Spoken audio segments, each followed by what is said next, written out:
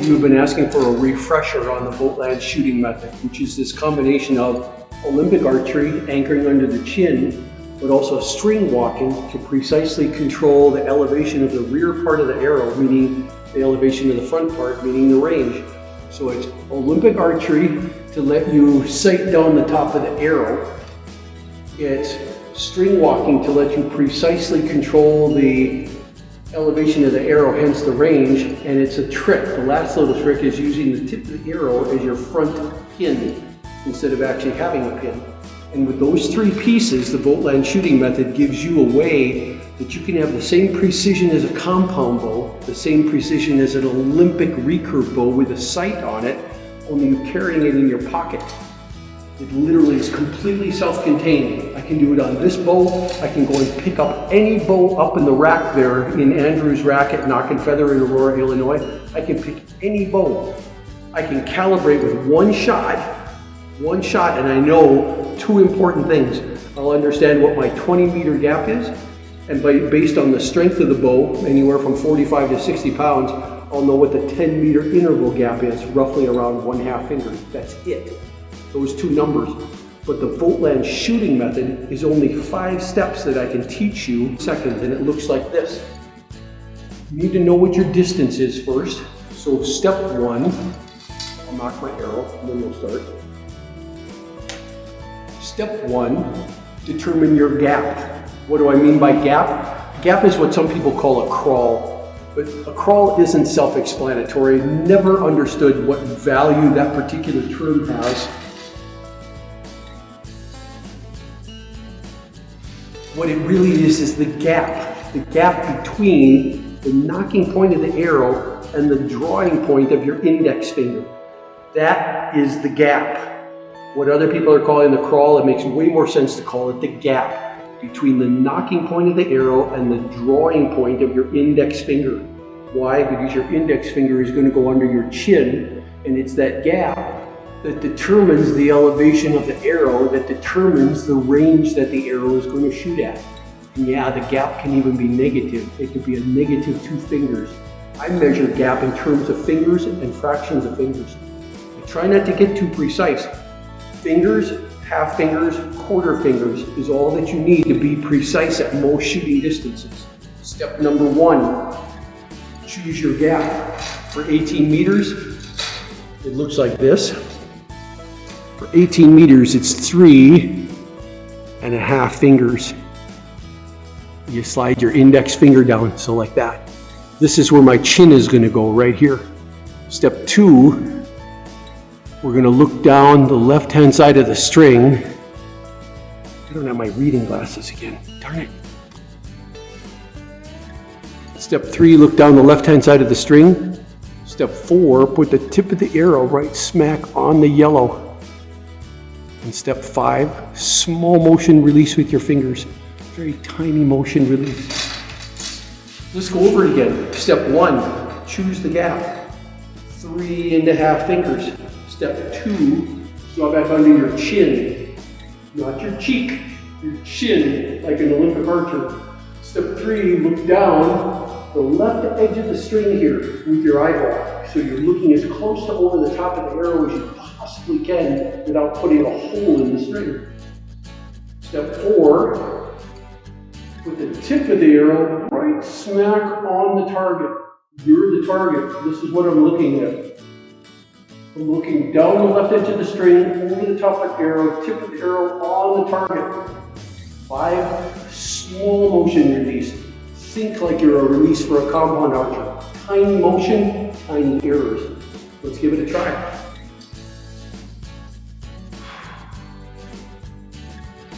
Step 1, choose your gap. Step 2, draw back under your chin. 3, look down the left edge of the string. 4, tip of the arrow right smack on the yellow. 5, small motion release. Let's do a couple more and then we'll look at it all. I'll shoot 3, not 6. I'll call it out and then we're going to go and inspect. Step 1, choose your gap. 3.5 fingers between the knocking point of the arrow and the drawing point of your finger. Step 2, draw back under your chin. 3, look down the left edge of the string. 4, tip of the arrow on the target. 5, slow motion release. Let's do a third one.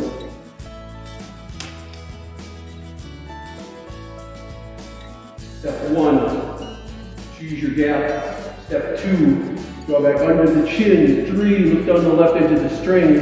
4, tip of the arrow on the target. 5, small motion release. We'll keep shooting the other 3. I'm never as accurate as I want to be when I'm talking and shooting.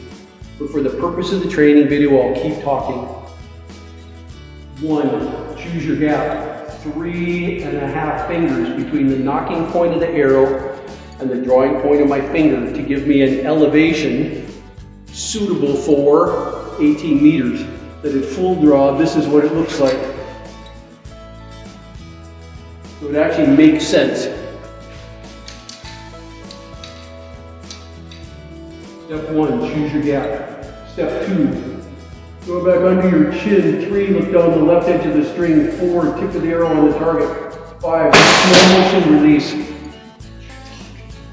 Just can't talk and shoot.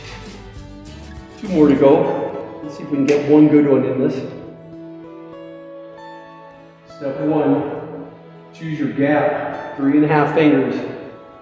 2, go back under your chin. 3, look down the left edge of the string. 4, tip of the arrow on the target. 5, slow motion release.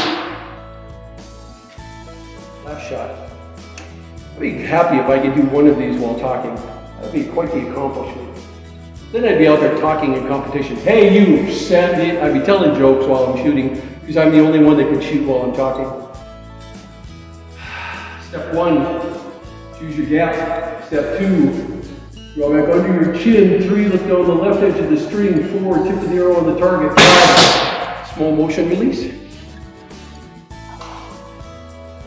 Come on, let's go take a look. Imagine that you're a brand new shooter. You haven't even been able to hit the wall, much less hit the target, much less get inside any points. And somebody comes up and tells you those 5 steps. Choose a gap, draw back under your chin, look down the left edge of the string, put the tip of the arrow right on the target, and try to do as small a motion to release as possible. Those seem pretty reasonable. And you turn in something that suddenly looked like that. And it just gets better. So then you'd look and say, damn, are you saying that if I learn this method of yours, I'm already in the points? I could go into competition and actually compete? I won't win, not immediately. That takes some dedication. It takes practice, takes building up your muscles. You guys are watching me do that on this whole channel this season, is that I'm learning what else I need to be able to compete. But have I got a method that will put those things, those arrows in the points enough to make me compete? Yeah, you guys have already seen it. I've already taken 1 third place at 18 meters and 1 second place at 25 meters. Yeah, the method works. It's not magic. And the whole time you're shooting, you're actually putting the tip of your arrow right on that target. That's where you're aiming. And then it lands there. How cool is that? How cool is that? Let's pause, pull the arrows, and go shoot again. I just had a great idea. I'm going to shoot the next 6 arrows without making any noise. But in the video, you're going to see step 1. You're going to see 1, choose your gap. 2, draw back under your chin. 3, look down the left edge of the string. 4, tip of the arrow on the target. 5, small motion release. You're just going to see me call it out on the video. So for those of you that listen well, my words will stick in your mind and you'll be able to remember them. But for those of you that are more visual, you'll see the steps actually be called out, and that'll help you to remember them. Let's give that a try. Geez, I'm all hyped up now. I'm going to pause for just a second because it's like suddenly I got this ton of nervous energy. I just got to go kind of shake it off for a second. I'll be right back.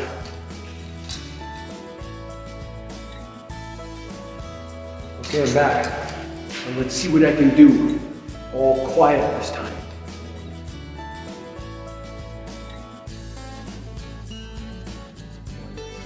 Choose your gap. 2, draw back under your chin. 3, down the left edge of the string. 4, tip the arrow right smack on the target. Is that nervous side? 5, smooth motion release. Small, not like this. Nothing flamboyant, nothing. Just compact, small, economical. Here goes.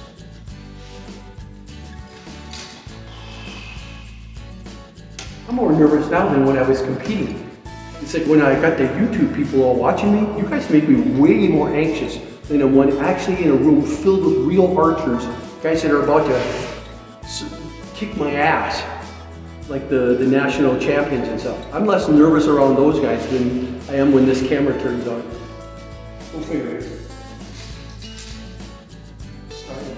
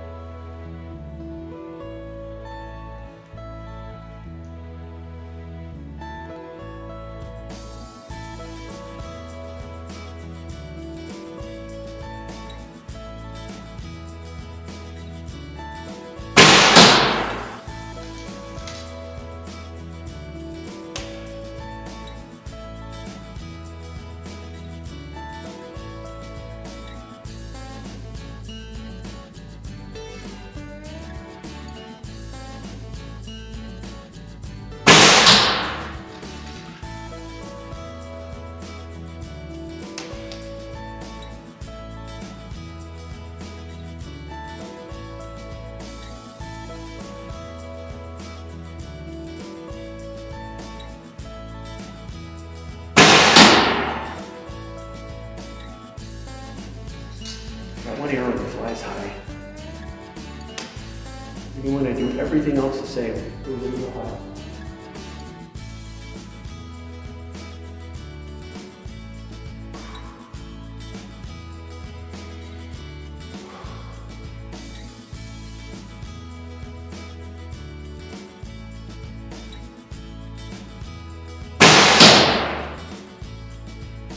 You see that target there going on? Control that.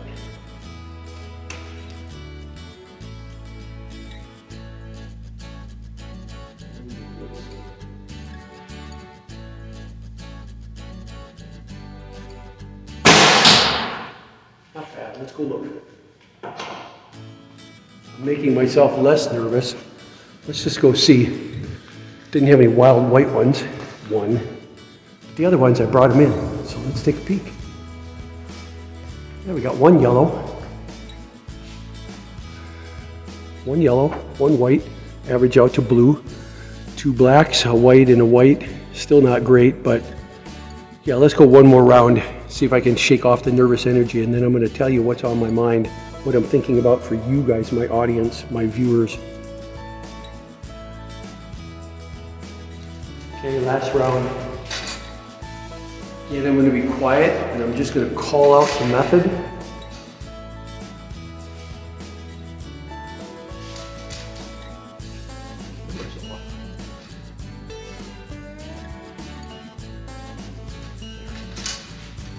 Okay, I'm just going to call the method out, and you're going to see little bubbles show up. 1, 2, 3, 5. I won't even call them out at the beginning. We'll say what the steps are. 1, choose your gap. 2, draw back under your chin. 3, look down the left edge of the string. 4, tip of the arrow on the target. 5, small motion release. And the whole time, the tip of my arrow is going to be dead center on the yellow. And you see my hand is shaking? I still got a lot of, it's like I got this adrenaline surge. It just hit me when I knew you guys were watching. What? Let's go.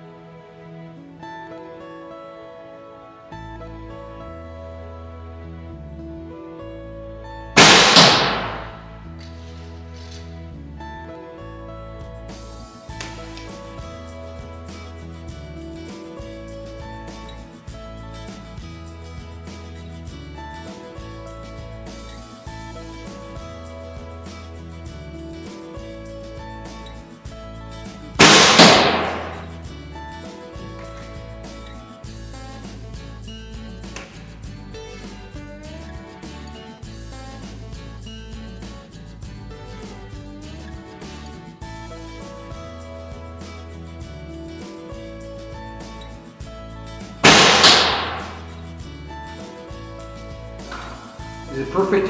Nope. Would I have hoped to show you better? Yep.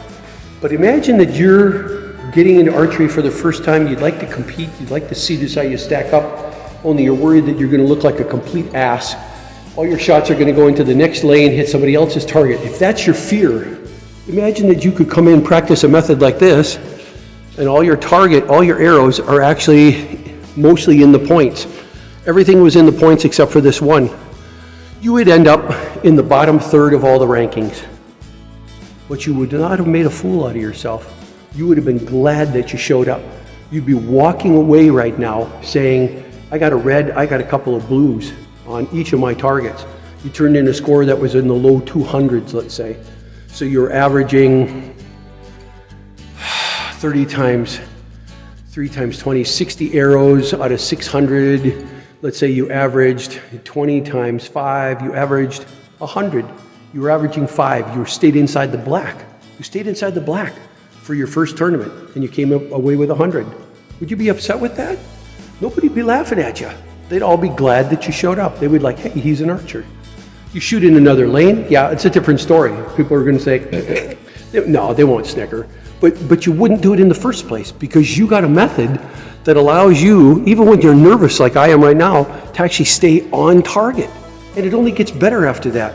When I get rid of the anxiety, you guys are seeing me nailing the center mark, and I'm getting better every single week as I continue to condition my body stronger and stronger so I can last for 20 arrows. Because when you hit round 12, 13, 14, you start to fatigue, everything spreads out. It happens to everybody right now. As I condition more, I'm only going to get better. My scores are going to go from 250 to 290. They're going to be in the 300s, maybe the mid 300s this next tournament, maybe even better. I've got several weeks before it happens to go and condition my body. And I've turned in practice scores that are in the high 300s right now. So it's possible. You could be doing this too. That's why I get excited about the VOGTLAND shooting method. I'm not sitting here tooting my own horn bragging. I want people out there believing that they can shoot and be proud of their shooting skill. And if it's something that you just want to pursue on the side, part-time, you're not totally throwing yourself into it, you don't feel like an idiot. You've still got a method. It sits in your pocket. You can pick up anybody's arrow, anybody's bow, and shoot that thing. It doesn't require anything of the bow except that it works. And the method will actually do you well. And everybody will look and say, wow, you're a really good archer. Is that worth you taking a look at this whole thing? Yeah. And if you're a really good archer and you're looking for a way to get better, would this actually serve as an alternate method that you might want to explore? Hell yeah. Because you're putting the center of the target, you're putting the tip of that arrow right smack on the center of your target. You tell me how that's not attractive to anybody. And if you're anchoring underneath your chin, by its very nature, the arrow is actually aimed up higher, which means you're capable of shooting at longer distances. So if you've been anchoring here on your cheek all this time, and now you realize you're really limited, you can't get any higher than about 50 meters. That's the longest range you can shoot at. When you start anchoring under your chin, hey guys, 70 meters, 80 meters, 90 meters, 100 meters, 120 meters, they're all fair game, and you're still putting the tip of the arrow right smack on the target. Yeah, there's a lot to this method. I want people out there shooting. I want people getting excited. I want people thinking, I want to go and compete. You start telling me over there in Indonesia and Jakarta, you start telling me there in the Middle East, you guys over there in the UK, over in Germany, over in Algeria, over in Turkey, there's a lot of guys in Turkey. A few guys in South America, the guys that are in Australia, the one guy that's a transplant in New Zealand, you start telling me that you're going into tournaments, I'll feel like there's a reason for continuing this channel because it's having the effect that I want. It's making you guys get excited about archery, that you don't have to kill yourself trying to put time in order to see really good performance. Instead, I teach you a method that's practical, mechanical, it's scientific. It's not based on Zen, become one with the arrow. Screw all of that. Put the tip of the arrow right smack on the target, and with this shooting method, it goes in there. The scary, the shaking off the nerves and stuff, that's nothing compared to the science of the method itself. That's what I want you to think about. That's it for the day. I gotta go and do some other things, deliver a birthday present. See you guys tomorrow. Bye.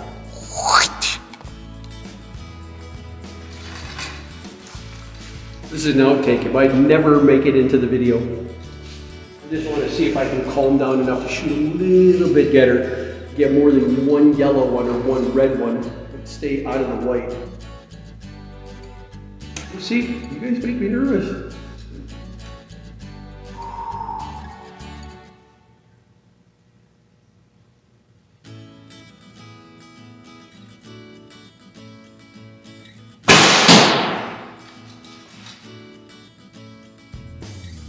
Okay. No, let's see if I can do better. Remember, into the white one with the yellow one.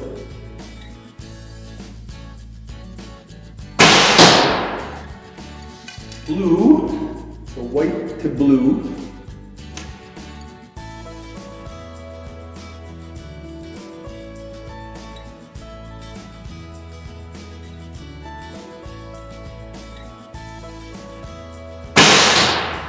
To red, but on the other side.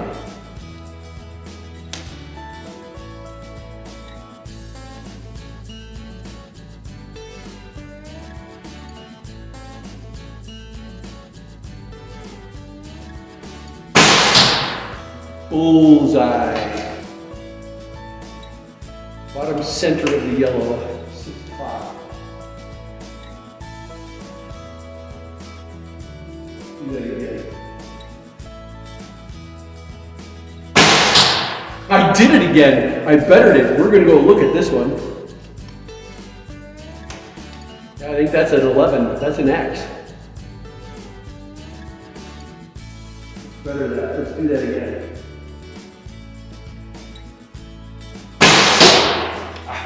Too nervous about going and seeing the other two. Now you gotta come with. Do. Keep filming, Mark. Keep filming, Mark. Imagine you were the guy sitting up there all nervous at your very first tournament, and with everybody watching, you suddenly turned in a couple of these. Hey, they're expecting that. They're expecting that. But then suddenly, you blast in 2 bullseyes. Like that. Imagine what that would feel like in a tournament, that you turned in those. Honestly, do you think anybody's going to be paying attention to these 2 1 and 2 pointers? No, they're going to be looking and saying, God damn, look at that. That's what they're going to be saying. And then they're going to start watching how you're shooting. They're going to be looking and thinking and looking and thinking and looking and thinking, because damn, you just turned in 2 bullseyes and 1 inside red. And yeah, you got a blue, and yeah, you got a couple of these whites, but this is what they're going to be looking at. You damn near turned in a Robin Hood. That's what they're going to be thinking about. That's what you're going to be thinking about. So please, please, please continue to give this method a try. It's the only one based on science, not look at the gap in space, become one with the arrow type of crap. Who's supposed to learn that? This, 30 seconds, 5 steps, can be learned. There, now I'm really going. Bye. Happy Thursday, everybody. Another round of practice. We already talked about the VOGTLAND shooting method, so I'm not going to review it again. We're just going to get in and do our 10 rounds, and there's other stuff to do. It's a nice day outside. I might shoot my 10 rounds in here, and if I'm feeling good, I'm headed off to Blackwell Forest Preserve. See if anybody else is there. Should be around 4 o'clock by then, 4:15. And I'm going to go shoot at the 100. I'll have earned it. All right, here goes. Round 1 coming up. 20 yards, 18 meters. Round 1, typical craziness. One that shot way off the target. This guy just totally lost it. 2 grouped well here, but on the outside of the points. 2 grouped in the blue and 1 in the black. I'm not going to think anything of it. Clear the mechanism. Round 2 coming up. Still on round 1 and thinking, one interesting thing I noticed was I had no ability to hold point on that target. I was all over the place to start. I don't know if it's that I'm just warming up, if it's that kind of craziness, or if I drank muscle milk and that high protein, supposedly no sugar drink still had some kind of left-handed sugar and I'm feeling it. But man, I was all over the place. We'll see if I can settle down. I'll be thinking, had a shitty target. What are we supposed to do after a shitty target? Answer it with a better target. That's what's going to be on my mind. Better target, more serious. So back to getting ready for round 2. Round 2, coming in a little bit, one crazy shot. It wasn't bad, but 3 tight ones in on the blue, getting towards the red. This side went astray, but it was right down the middle. I might have picked a slightly bad gap. 2 on the outside, slowly bringing them in. So a little bit of improvement. Round 3 coming up. Round 3, better. Broke the yellow and got inside the red. Let's take a look. Bringing everything all inside the color. This is my first couple. So inside the yellow, inside the red. Blacks, blues, whites. I actually average then, let's do the quick average. This white and this yellow average out to blue. We got a blue. We got this red and this outside black average out to blue, and this one black. So really, we average to outside blue, the outside blue ring. I'm fine with that to start. Now we're going into the points round. Round 4 coming up. More thing. The other thing that I'm taking away that's positive from this one is that I'm already breaking the red and the yellow even on round 3. So I'm overcoming target panic. It's under control today. There's still a spread, but I think the spread is just from warming your muscles up. The fact that I'm actually hitting yellow and hitting red on purpose means I'm able to start, I'm starting to control my target panic today, which is a good thing. I'd have to say I feel pretty good. I'll continue to test that though by literally putting the tip of the arrow on the target and seeing what I do right when that happens. I might still be cheating up here, that I'm actually aiming a little bit up and to the right, and then I feel okay, so I shoot and it lands up there. And I don't feel any sense of target panic because I didn't actually put the tip of the arrow on the target. I aimed up here instead. I have to break that habit of aiming off target on purpose to avoid target panic. Avoiding target panic is way different than having target panic under control. That's what this practice is about. So, round 4 coming up. Round 4, thought I had it under control, but I'm not sure. Look what I got. I thought I was aiming dead center, and where did everything go? Everywhere but the middle. Everywhere but center. Smaller errors, not quite as pronounced. Pulled them in. This one nearly got in the black, but a definite pattern that says target panic, not under control. Let's see if I can control it on this next one. Had a bad target, going to answer with a good target. What am I going to do? I'm going to try to answer those outside shots with inside shots. That's what's on my mind. Back to thinking little yellow birdie. When I did get 2 in here like this, and even this one, I was thinking little yellow bird and trying to redefine what that yellow means to little yellow bird. I wasn't quite there yet, but that's what I'm going to try again. So, round 5 coming up. On my way back to round 5, there's something funny I got to show you. It's a phenomena that you see all too often. Look up there. Look down there at the shooting line and try to guess what happened there. What's that? There's only one way that happens. Compound bows. That's how dangerous they are. Somebody pulls from way up high and then loses it. They don't actually have the strength to overcome that 60-pound, that 70-pound initial draw.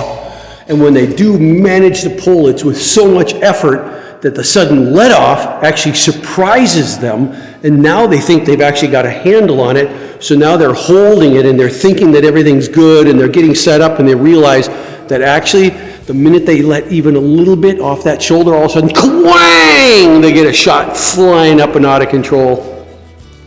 I wish compound bows never existed. It just teaches people how to be dangerous archers, if you want to call them archers.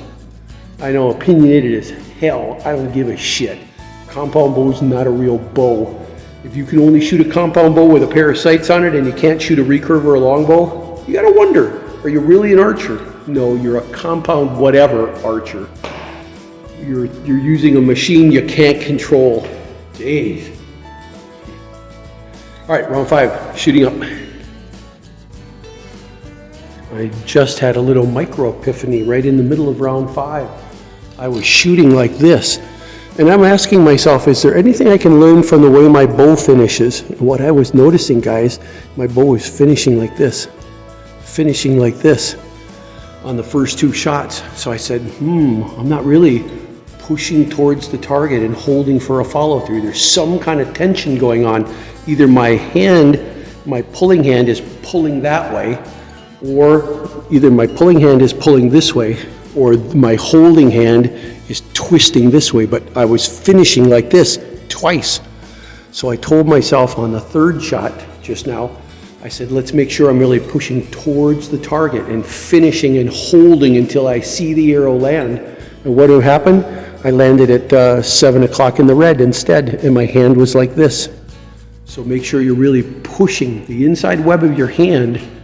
This little part right here is pushing towards the dead center of the target,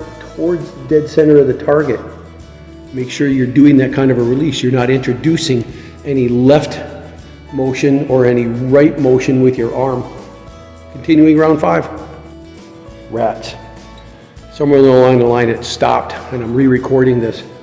I was finding on the first 3 arrows of round 5 that my bow was finishing like this on the first 2 shots, and on the 3rd one I said, hey, I got to make sure the web of my hand is pushing right towards the dead center of the target,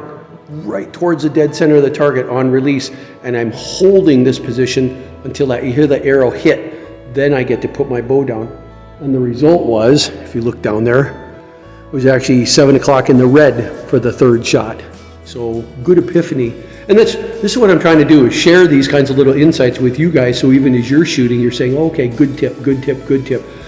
You're going to hear it, you're going to try it, you're going to forget it, you're going to hear another one, try it, forget it, but eventually some of these will start to stick and become part of your intuition, not your instinct. You're born with instincts. This becomes part of your subconscious intuition at how to shoot better. Let's continue round 5. Round 5 did good, brought it in, got another bullseye. Coming in nicely, groupings are coming in, controlling here, getting them in the center. So starting to put the target panic under control again, and that push of the web of my hand right here, right there, that's the web, pushing that right in towards the center on release, pushing towards the center to make sure I don't grip the bow and pull it off to the left, where I noticed that these 2 ended up.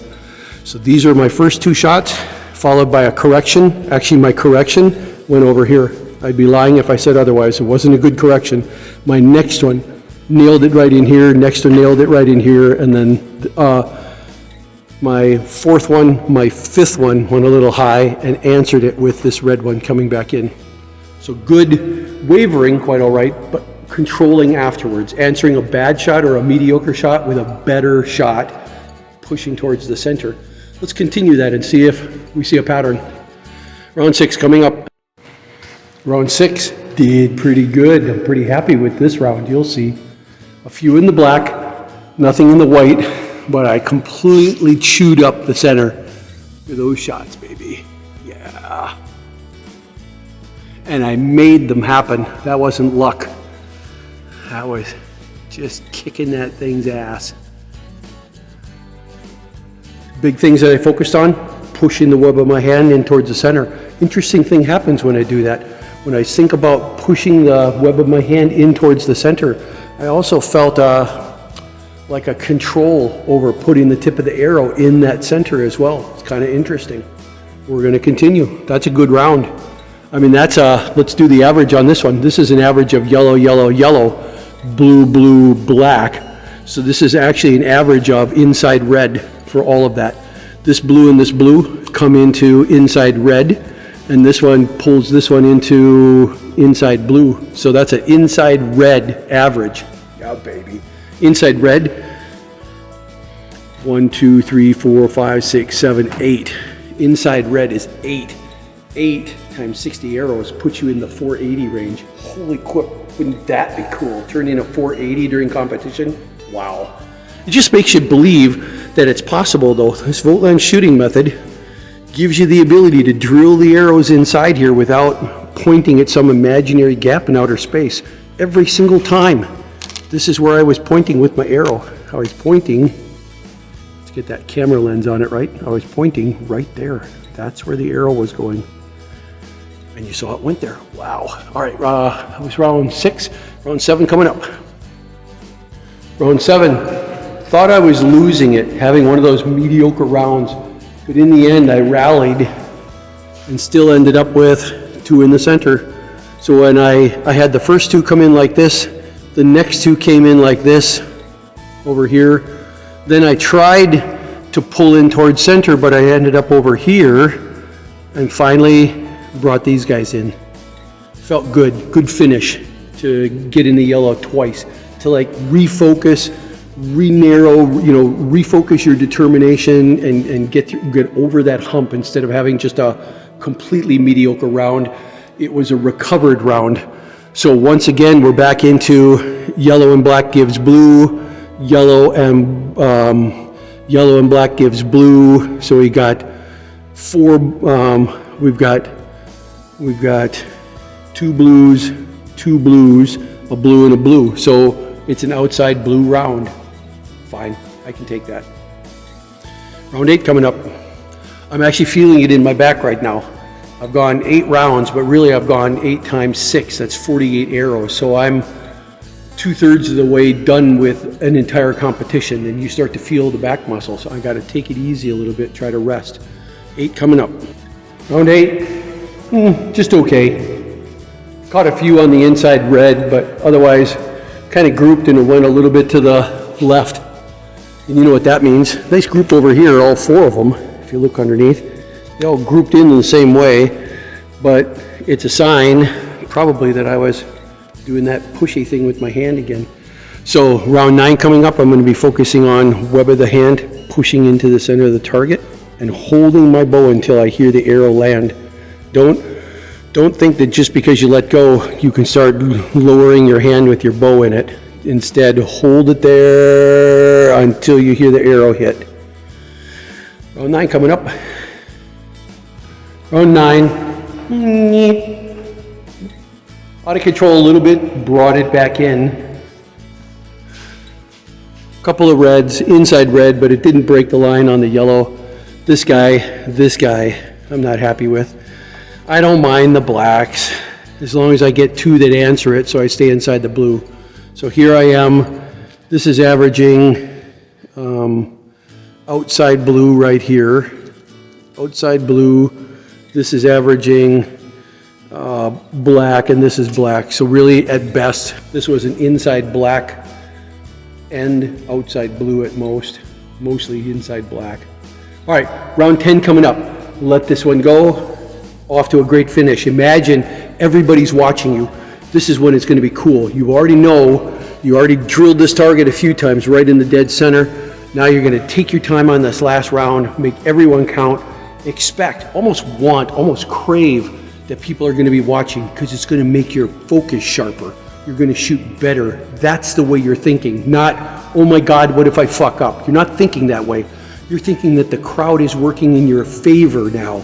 The crowd is helping you to focus. You're going to shoot better because of the attention, not shoot worse. You're going to shoot better because of the attention. Here goes, round 10.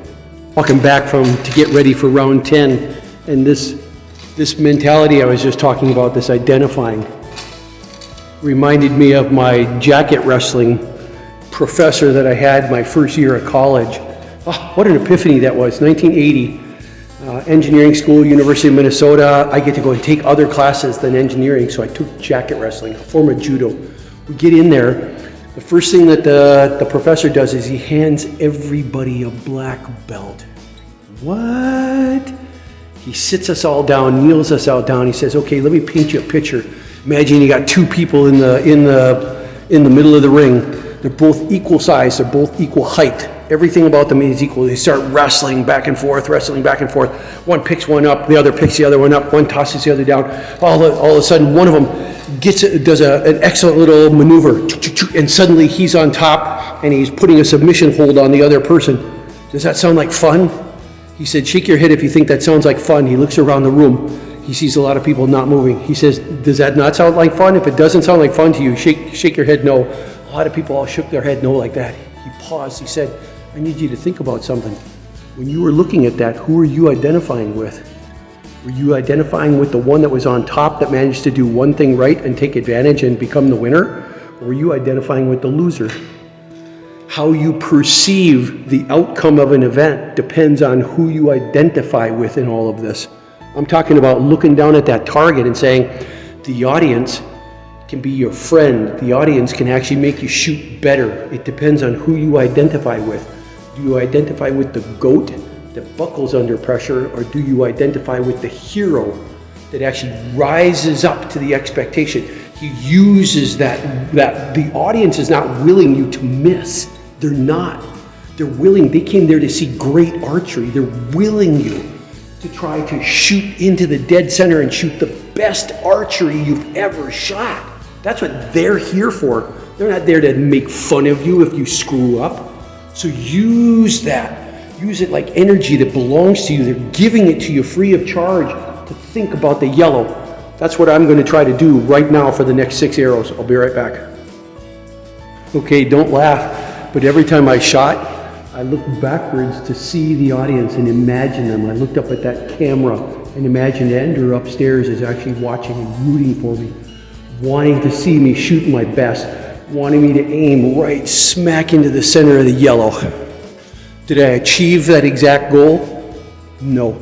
But let's see what I did achieve. Look at the nice grouping.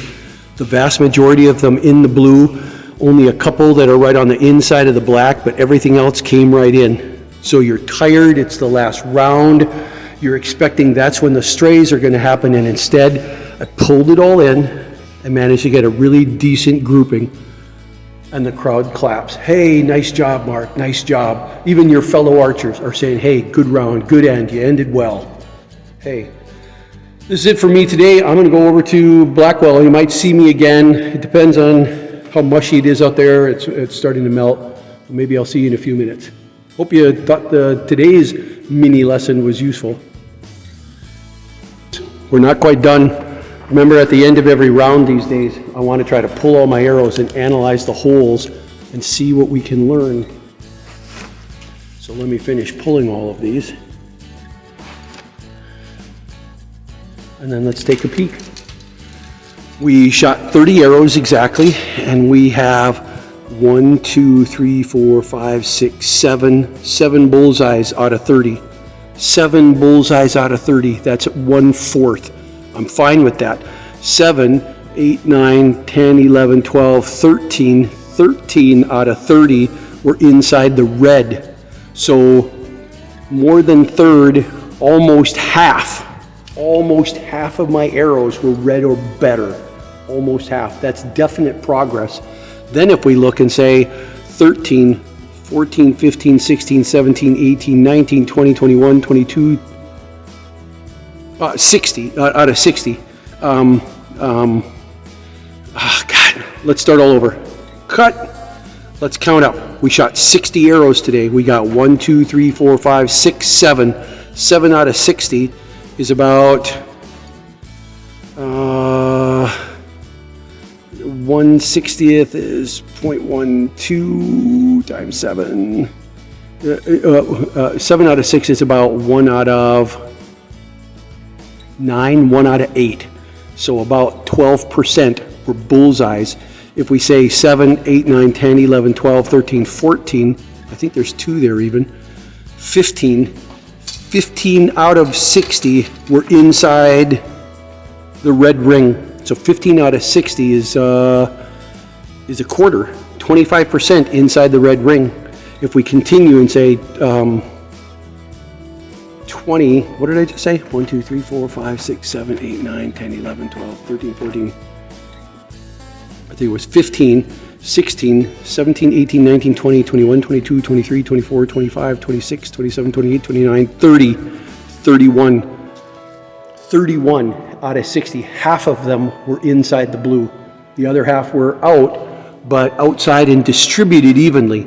The big takeaways, lots of stuff going on inside the center of the target. What's that a sign of? Controlling the target panic. In fact, doing a really good job of ignoring the target panic. I don't want to say cured, but putting it off to the side where it belongs and focusing on something else. And as long as you're focusing on something else well, the target panic gets ignored. If the target panic gets ignored, it's really not there. It doesn't affect you, so you shoot better. All right. Yeah, that's a good round. All right, that's it. That's all I wanted to do. Talk to you later. Bye.